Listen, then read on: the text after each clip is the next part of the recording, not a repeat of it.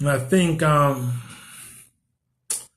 there's going to be some more rambling about those small, crappy towns that no one wants to live in, that your parents will try to tell you it's fine, they got good family values here, which is just not true. Now, if you want to ask me what I think most small towns are struggling. You know what I mean? I think most small towns are poor because the industry that once existed no longer does in most cases. And I think most small towns are struggling to try to keep young people. So all they're ending up with is a bunch of drug addicts and a bunch of criminals, or those who are drug dealers and drug addicts. And what's interesting is if someone decides they want to be a rapper and that's what they want to do, it's going to be kind of hard to foster that dream in a small town. It can be hard in a bigger city too to really get a crack at it, to see if you can really do it or if that's what you really want to do with yourself. But if you're living in a small bump on the road in Georgia and you're about 3 or 4 hours from Atlanta, I mean, what do you think your your son or your daughter is really going to do? They're going to try to get to Atlanta as fast as they can, you know?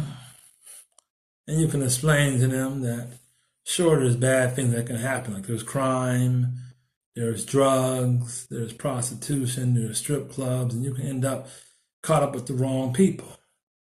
But couldn't that happen in a small town? Might not be no strippers, but if she gets hooked on drugs, she can end up prostituting herself. And if he gets hooked on drugs, he can end up prostituting himself, or he's going to end up stealing to pay for them drugs. And that's the biggest thing about the bigger cities is it's always forks in the road. Which way you want to go? You want to get involved with gang banging and take a chance on going to prison or getting shot? You can do that. Or if you want to do something righteous, you can do that. You want to go to the mosque and work on that. If you want to open up a business and work on that. If you want to go to school, go to college and keep studying. If you want to be an artist, or if you want to get a career and do some of that stuff on the side, or if you want to make it your main focus, you got more of a chance. You got a hell of a lot more of a chance of doing it in the bigger cities than the small town.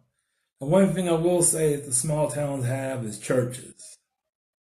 But the problem is those churches don't really have programming. They got Bible study and the choir and the collection plate. There's not no program to say, okay, we got young men who are going in and out of prison. We need to get them involved in some kind of job training or some kind of a skill set, if it's going to be tech industry or computer programming or doing construction or roofing or landscaping or teaching them how to run a restaurant or teaching them how to become cooks so they can work at somebody else's restaurant, or trying to get it set up to say, okay, you got to hire so many of our people that have been locked up and trying to get everybody straight, or a rehabilitation program for drug addicts. A lot of times, they're just telling you just to pray and everything's going to get better, or whatever industry was in that town is coming back when it's not coming back. And for instance, a town like Johnstown, there are people who have probably never worked in those steel mills talking about them steel mills are going to reopen. And one thing I will say, if you want those steel mills back, then the town's got to organize and open it itself. That's the only way I can see bringing the industry back, is opening up as a co-op business, or the town is going to own the business. Now, if you're saying you want to bring the steel mill back, okay, you got the building still, sitting down there close to Johnstown. I mean, not to Johnstown, but to downtown Johnstown. Oh, it's atrocious. I'm sorry. I'm so sorry. But you got those buildings down there. And you could try to borrow some money as the city itself and reopen it, make products, and see if you can sell the products. And then maybe you'll be able to bring other amenities. People will be interested because at least if they don't have the other amenities, they'll have enough money to travel and go and experience them in other places. And the only way a small town can survive unless it's attached to one of the bigger cities. as far as it being someplace people really want to live. Now, if Johnstown was 10 minutes from Pittsburgh, it wouldn't be nearly as bad. Because even though Johnstown has absolutely nothing, you can go other places and get everything else you need. But you look at a place like Braddock, they're trying to bring it back. But when I first moved there in the early 2000s, there wasn't much there. There wasn't much happening there. There was really not much to do there. Now imagine taking Braddock out of Allegheny County and putting it 3 hours away from Pittsburgh. The only thing that makes Braddock a place where anybody would want to live is because it's close to Pittsburgh. Even though I don't live in Pittsburgh, the rent's cheaper or the mortgage payment's cheaper, whichever choice people choose. But I can get on a bus, I can get in my car, within 15 to 20 minutes, I can be somewhere where it's cracking. I can be in the mix of entertainment, of enjoyment, of excitement.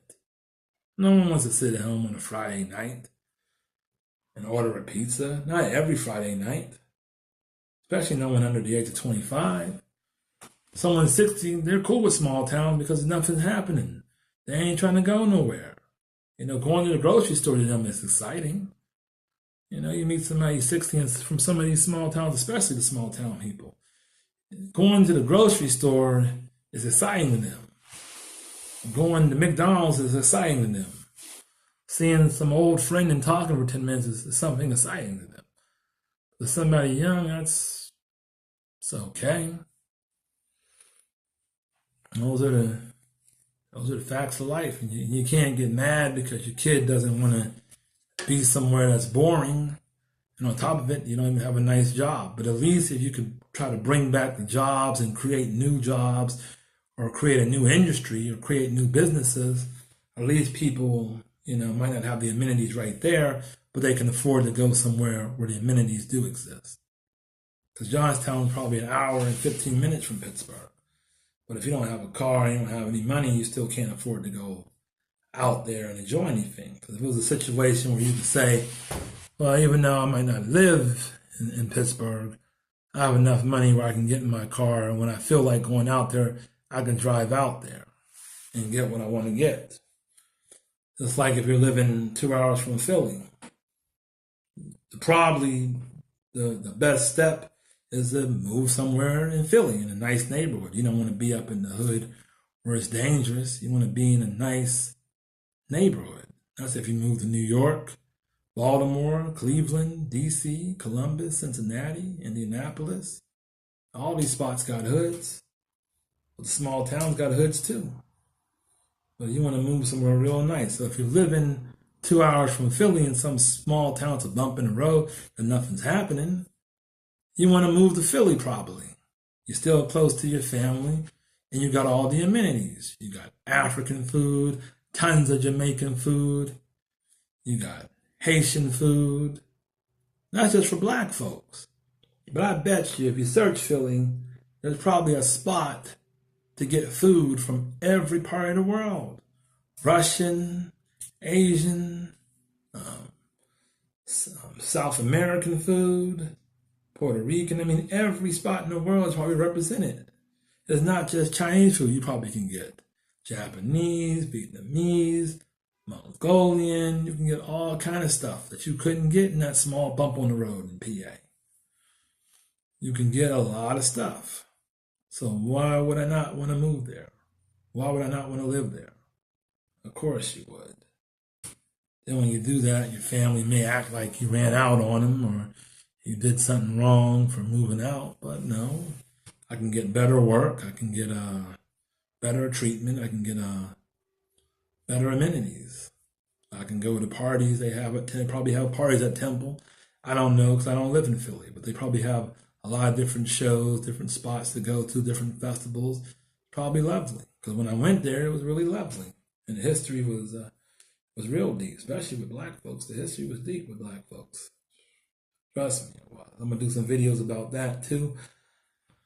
But with that being said, because this phone I just recently bought got me on a timer, I'm out, no doubt.